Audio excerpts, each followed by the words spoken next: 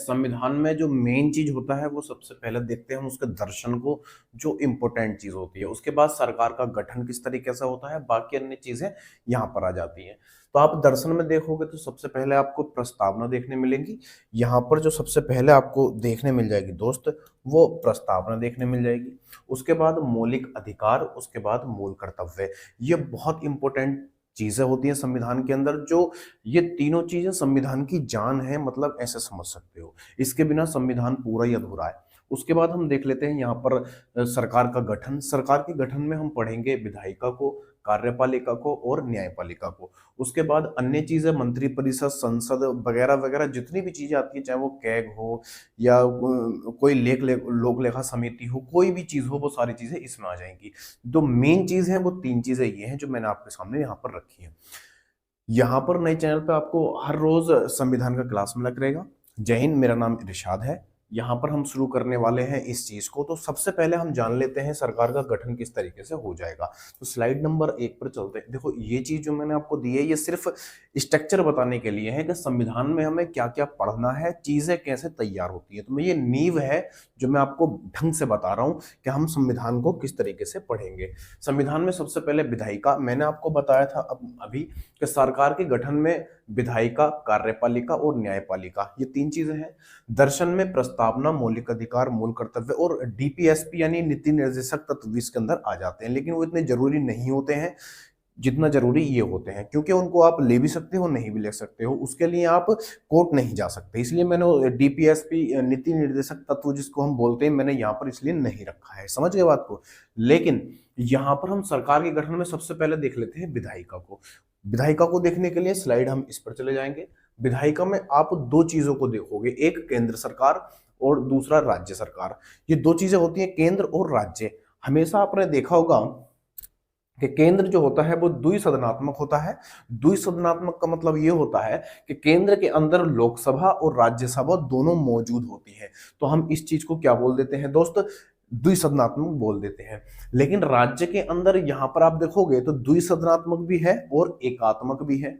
ये क्या चीज है, राज्यसभा के अंदर द्विसदनात्मक का मतलब ये होता है कि राज्य के अंदर, हर राज्य में नहीं, किसी किसी राज्य में, 6 राज्य हैं जिनमें कि विधानसभा और विधान परिषद होता है। इसका मतलब ये है कि कोई भी राज्य तभी द्विसदनात्मक बन सकता है जब उस राज्य के अंदर विधानसभा और विधान परिषद दोनों मौजूद हों।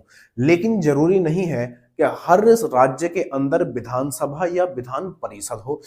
ज्यादातर राज्यों में क्या होता है, एकात्मक होते हैं। क्यों? क्योंकि उनके अंदर सिर्फ विधानसभा होती है, विधान परिषद नहीं होता। और जिनके अंदर विधानसभा होती है, विधान परिषद नहीं होता है, उसको हम एकात्मक बोलते हैं। जैसे उत्तर प्रदेश है, ये द्विसदनात्मक है। क्यों? क्योंकि यहां पर आप देखोगे तो विधानसभा और विधान परिषद दोनों मौजूद होते हैं। तो सीधी सी क्लियर बात ये समझ में आपके आ गई होगी कि केंद्र के अंदर जो जितने भी केंद्र शासित प्रदेश हैं अपने, उनमें सब में द्विसदनात्मक होते हैं। क्यों होते हैं? क्योंकि उनके अंदर लोकसभा और राज्यसभा दोनों ही मौजूद रहते हैं।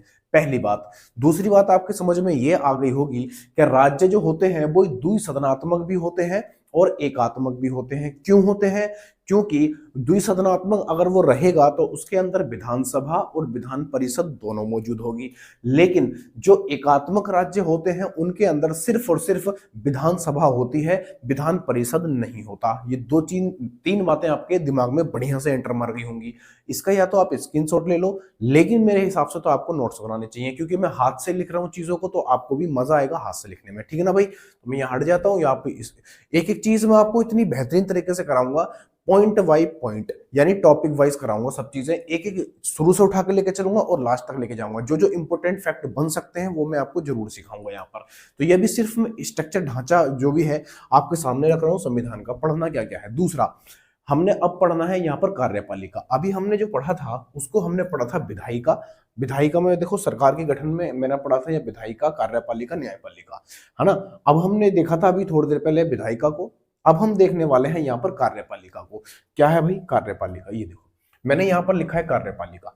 कार्यपालिका के अंदर आपको दो चीजें फिर मौजूद होंगी। कौन कौन सी जो दो चीजें होंगी? एक होगा हमारा केंद्र सरकार, या फिर आप केंद्र बोल सकते हो, और एक रहेगा राज्य।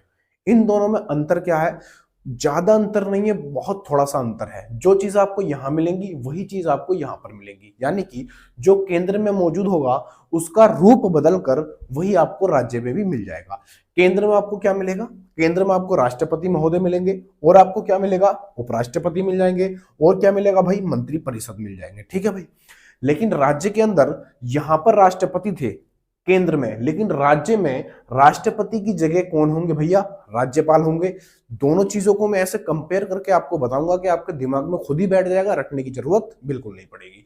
जिस तरीके से केंद्र के अंदर राष्ट्रपति महोदय होते हैं, उसी तरीके से राज्य के अंदर आपको राज्यपाल मिल जाएंगे। दोनों की बिल्कुल और बिल्कुल सेम कैटेगरी है, बस थोड़ा सा इनका शक्तियों का अंतर होता है, पावर का अंतर होता है। समझ रहे हो बात को? उसके बाद आपको यहां पर केंद्र में उपराष्ट्रपति मिल जाएंगे, लेकिन यहां पर राज्य के अंदर उपराष्ट्रपति या उपराज्यपाल नहीं होते हैं, वो केंद्र में होते हैं उपराज्यपाल। ठीक है भाई। उसके बाद आपको क्या मिलेगा? यहां पर केंद्र में आपको मंत्री परिषद मिल जाएगी, और यहां पर राज्य में भी मंत्री परिषद मिलेगी। क्यों मिलेगी?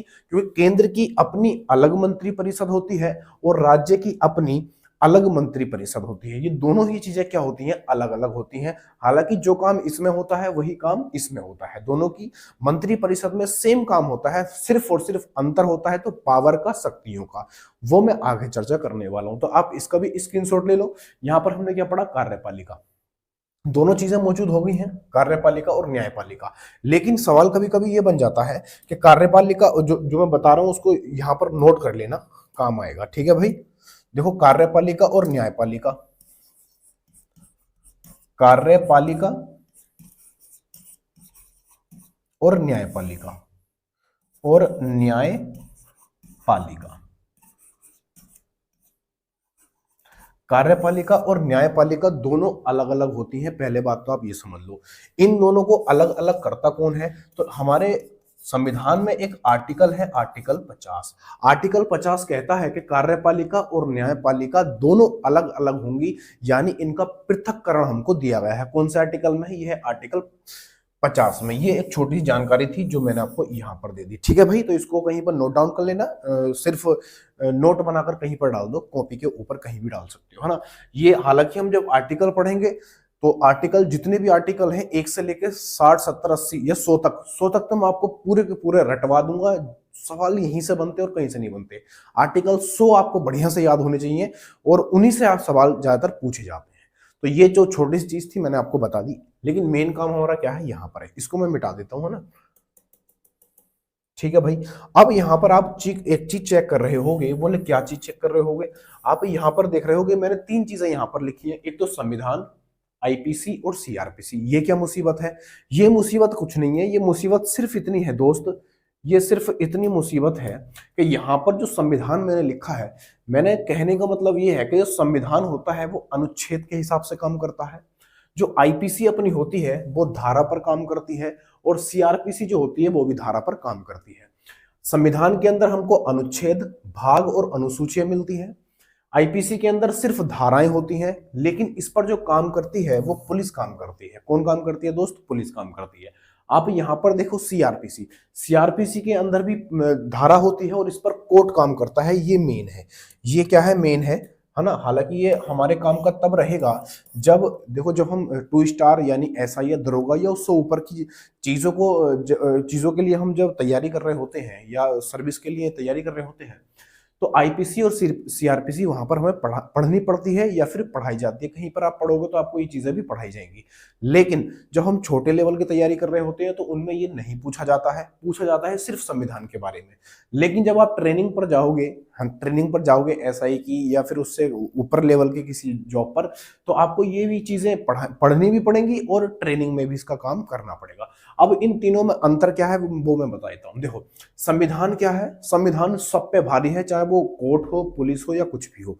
ये क्या करता है? ये कानून को बनाता है, ये लागू करता है, और ये लागू करवाता है। बात को समझो। यानी कि अगर ये कानून बनाएगा तो हमारा सीआरपीसी मतलब जो कोर्ट है, ये कोर्ट उसको लागू कर देगा। यानी जैसे कोई कानून बना और उस कानून को उत्तर प्रदेश में लागू कर दिया, तो लागू कौन करेगा? सीआरपीसी, यानी कोर्ट लागू करेगा सीआरपीसी के अकॉर्डिंग। लेकिन अगर जो कोर्ट ने लागू किया है कानून, अगर आप उसको नहीं मानोगे, उसका उल्लंघन करोगे, तो आईपीसी के तहत पुलिस आपको दंडित करेगी या अपराधी मान लेगी और आपको पकड़ के कोर्ट में ले जाएगी। समझ रहे हो बात को? तो ये कानून बनाता है, ये लागू करता है और ये लागू करवाता है। अगर नहीं करते हो तो मान लो एक सरकार का नियम है कि आपको इस वाले रोड पर नहीं जाना है, कोई भी ऐसा रोड हो, ये रोड हो या शहर में बंदिश लगा दी कि आपको नहीं जाना है उस शहर में, कोर्ट ने ये नियम लागू कर दिया। या किसी ऐसा मान लेते हैं कि आपको अगर उत्तर प्रदेश में आना है तो आपको कोई ऐसी पुख्ता जानकारी आपके पास होनी चाहिए, या फिर वो वीजा या पासपोर्ट ऐसी कोई चीज लागू कर दे कोर्ट, ये कानून बना दे, ये लागू कर दे, और आप बिना पासपोर्ट के उस राज्य में चले जाते हो, हालांकि होगा नहीं लेकिन फिर भी एक एग्जांपल दे रहा हूं कि अगर किसी राज्य में आप बिना पासपोर्ट के चले जाते हो जहां पर पासपोर्ट जरूरी है, और आप बिना पासपोर्ट के चले गए, तो पुलिस आपको पकड़ लेगी और आपको दंडित करेगी। समझ रहे हो बात को? तो ये कानून बनाता है, ये लागू करता है और ये करवाता है। समझ रहे हो बात को? तो मेन क्या है हमारे लिए, हमें पढ़ना है संविधान को, आईपीसी और सीआरपीसी हमें नहीं पढ़नी है। आगे आ जाओ। देखो मैंने यहां पर लिखा है मूल संविधान और वर्तमान संविधान, दोनों में फर्क क्या है वो समझा देता हूं। मूल संविधान के अंदर आप देखोगे भाग, अनुसूची और अनुच्छेद है। वर्तमान संविधान में भी भाग, अनुसूची और अनुच्छेद है। फर्क क्या है दोनों में? मूल संविधान का मतलब यह है कि जब संविधान नया नया लागू हुआ था, है ना, नया लागू हुआ था, तो उसके अंदर भाग जो थे वो 22 भाग थे। सवाल कई तरीके से बनता है। सवाल क्या बनता है कि मूल संविधान में भाग कितने थे, तो वहां पर भाग आपसे पूछा जाएगा तो आप बताओगे 22 भाग थे। फिर पूछा जाएगा मूल संविधान में अनुसूचियां कितनी थी, तो आप बता दोगे कि मूल संविधान में अनुसूचियां थी 8। अगर आपसे पूछा जाएगा कि मूल संविधान में अनुच्छेद कितने थे, तो 395 थे। समझ रहे हो बात को? लेकिन ये क्या भला है, भला बताता हूं क्या है।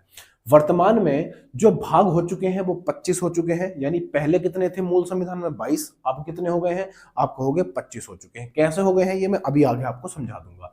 उसके बाद अनुसूचियां हैं। अनुसूचियां कितनी थी मूल संविधान में? 8 थी, लेकिन अब वर्तमान समय में जो अनुसूचियां हैं वो 12 हो चुकी हैं। अगला फिर यहां पर आप देखोगे तो अनुच्छेद यहां पर 395 है, लेकिन वर्तमान संविधान में जो अनुच्छेद बन चुके हैं वो 450 प्लस है, और ये आगे भी बढ़ सकते हैं, कोई दिक्कत नहीं है। ऐसा क्यों हुआ? ऐसा इसलिए हुआ कि अगर मूल संविधान में 22 भाग हैं तो 25 कैसे हुए, समझाने का प्रयास करता हूं। यहां पर देखो, आप इसको नोट डाउन कर सकते हो, बढ़िया से मैंने सजा के लिखा है ताकि आप बढ़िया से देख सको। आगे आ जाओ। देखो सारा जो अपने भाग थे, अपने मूल संविधान में भाग थे 22, ये 25 कैसे हुए हैं ये मैं आपको समझा देता हूं। यहां पर देखो भाग लिखा है मैंने।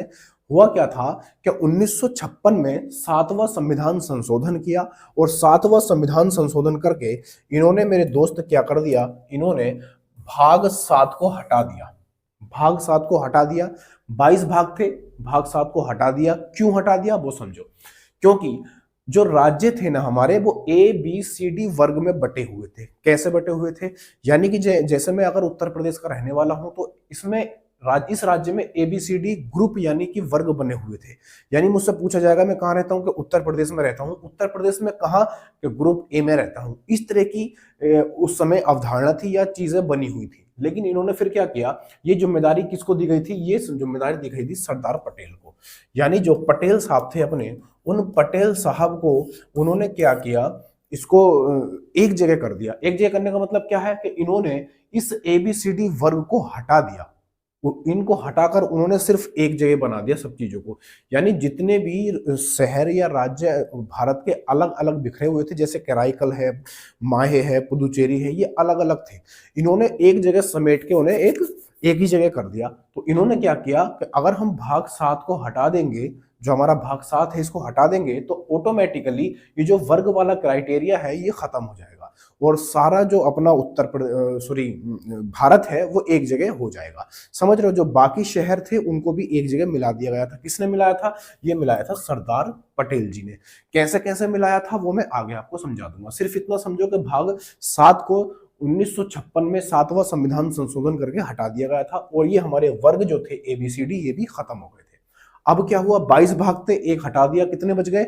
आप कहोगे अब 21 बच गए। अब इन्होंने क्या किया वो सुनो। इन्होंने किया कि भाग 4 जो था, उस भाग 4 में भाग 4A को जोड़ा, और भाग 4A में क्या है मेरे दोस्तों? आप कहोगे मौलिक कर्तव्य है। कई बार आपने संविधान में पढ़ा होगा या नहीं पढ़ा है तो अब पढ़ लोगे कि अपने जो मौलिक कर्तव्य हैं वो कहां पर है, भाग 4 में है, ना कि भाग 4 सॉरी भाग 4A में है, ना कि 4 में है। आप इस चीज को बढ़िया से देख लेना। सवाल आपसे पूछा जाएगा कि मौलिक कर्तव्य कौन से भाग में है, तो आपका आंसर आना चाहिए, आपका आंसर आना चाहिए मेरे दोस्त, क्या आएगा आपका आंसर? आपका आंसर आएगा भाग 4। भाग 4 में है, ना कि भाग 4 के ए में है, ना कि 4 में है। ये चीज आप ध्यान रखना। तो इस वजह से जब 21 भाग थे, 21 भाग में भाग 4A को जोड़ दिया गया, तो भाग अब कितने हो गए? 22 हो गए। अब आगे देखो दूसरा, फिर इन्होंने क्या किया, भाग 14 में इन्होंने भाग 14A को जोड़ा, और भाग 14A में किस चीज को रखा गया था? तो न्यायिक अधिकरण को इन्होंने रख दिया। तो 22 थे और एक ये जोड़ा, कितने हो गए? 23 हो गए। फिर आगे इन्होंने क्या किया, आगे इन्होंने कर दिया कि भाग 9 में, जो अपना भाग 9 है, उसमें भाग 9A को जोड़ दिया, और भाग 9A में इन्होंने क्या जोड़ा था? तो आप यहां पर देख लो, 1993 लिखा है, 1992 में इन्होंने एक संविधान संशोधन किया। वो संविधान संशोधन था भूमि सुधार से लेके था, लेकिन जो लागू किया था वो 1993 में लागू कर दिया था। और संविधान संशोधन कौन कौन से थे? 73 और 74। 73 और 74 जो हैं, ये दोनों ही संविधान संशोधन भूमि सुधार से संबंधित हैं। तो भूमि सुधार से संबंधित जो बातें हैं वो 9 में नहीं है, बल्कि 9 के ए में है। किस में है? 9 के ए में है, भाग 9 के ए में। कितने हो गए भाग? कितने हो गए? 24 हो गए। अब आप यहां पर आ जाओ चौथे में, इन्होंने क्या किया, फिर इन्होंने 97वां संविधान संशोधन किया, और 2011 में इन्होंने सहकारी समिति की व्यवस्था की, यानी उसको जोड़ दिया। तो कितने हो गए? 25 हो गए। 24 और 1 25 हो गए। ठीक है भाई। तो आपसे अगर पूछा जाएगा कि मौलिक कर्तव्य कौन से भाग में है, तो आप बता दोगे वो है भाग 4A। 4A है, ना कि 4 है। समझ रहे हो? दोनों में फर्क है इनमें। बात समझ में आई? आगे चलें। ये 25 भाग पूरे हो गए। आप चाहो तो स्क्रीनशॉट ले सकते हो, अपने हाथ से अगर नोट्स बनाओगे तो मजा आएगा, क्योंकि एक एक चीज मैं यहां पर इसी तरीके से आपकी कॉपी में छपवाने वाला हूं। आगे देखो, आज के लिए मैं इतना ही रखता हूं। कल जो मैं क्लास लेके आऊंगा आपके लिए, ये जो चीजें मैंने यहाँ पर आपको समझाई थी इस तरीके से, ये सिर्फ समझाने वाली चीजें थी कि विधायिका, कार्यपालिका, न्यायपालिका का क्या होता है, यानी सरकार का गठन क्या होता है, दर्शन क्या है, अन्य चीजें क्या है। ठीक है भाई। उसके बाद मैंने आपको समझाया था यहाँ पर विधायिका में केंद्र और राज्य होते हैं। केंद्र द्विसदनात्मक होते हैं, क्योंकि उसके अंदर लोकसभा और राज्यसभा होता है। राज्य में जब आप जाओगे तो इसके अंदर द्विसदनात्मक और एकात्मक दोनों होता है। द्विसदनात्मक कब होगा? जब उसके अंदर विधानसभा और विधान परिषद दोनों चीजें मौजूद होंगी, तो वो द्विसदनात्मक बन जाएगा। एकात्मक कब होगा? जब वो उसके अंदर सिर्फ और सिर्फ विधानसभा होगी। ये चीज मैंने आपको समझाई थी। उसके बाद यहाँ पर कार्यपालिका पा गए थे। यहाँ पर हमें केंद्र और राज्य देखने मिलेंगे। यहाँ पर राष्ट्रपति, उपराष्ट्रपति और मंत्रिपरिषद होगी, और यहाँ पर राज्यपाल, मुख्यमंत्री और मंत्रिपरिषद होगी। इसकी अपनी मंत्रिपरिषद होती है, इसकी अपनी मंत्रिपरिषद होती है। काम दोनों के सेम होते हैं, बस पावर का या शक्तियों का अंतर होता है। उसके बाद मैंने आपको समझाया था यहाँ पर विधानसभा, आईपीसी और सीआरपीसी। जो हमारा संविधान है, संविधान में अनुच्छेद, भाग और अनुसूचियां देखने मिलती है। आईपीसी और सीआरपीसी में हमारा क्या होता है? धारा या पुलिस इसका यूज करती है। और यहाँ पर आप देखोगे तो यहाँ पर सीआरपीसी होती है, जिसका कोर्ट इस्तेमाल करती है, और ये भी क्या है भाई? धारा होता है। हमें पढ़ना क्या था? सिर्फ ये पढ़ना था। अनुच्छेद कितने होते हैं, क्या क्या होता है, वो सब चीजें मैंने यहाँ पर कर दी। मूल संविधान में जो भाग थे वो 22 थे, और मूल संविधान में अनुसूचियां 8 थी, और अनुच्छेद 395 थे। यहाँ पर आप देखोगे वर्तमान भाग यहाँ पर आप देखोगे तो कितने थे? 25 थे। अनुसूचियां 12 थी, और यहाँ पर अनुच्छेद 450 के ऊपर थे। यहाँ पर ये सब चीजें मैंने आपको सिखा दी हैं। अगली क्लास में हम स्टार्ट करेंगे किस चीज को? हमने सिर्फ यहाँ पर अभी भाग देखे हैं। भाग के बारे में मैंने आपको समझाया था, भाग किस तरीके से 22 से 25 हो गए थे, ये मैंने भाग पढ़ लिए थे। लेकिन अब के हम जो पढ़ने वाले हैं वो अनुसूचियां कल से स्टार्ट करेंगे। अगली क्लास में आपको पढ़ने मिलेगा अनुसूचियां। नेक्स्ट क्लास के लिए आप चैनल को सब्सक्राइब कर लो, अगर आप नए हो तो। पुराने हो तो कोई दिक्कत ही नहीं है। ठीक है भाई, अगली क्लास में फिर मिलेंगे। तब तक के लिए जय हिंद, जय भारत।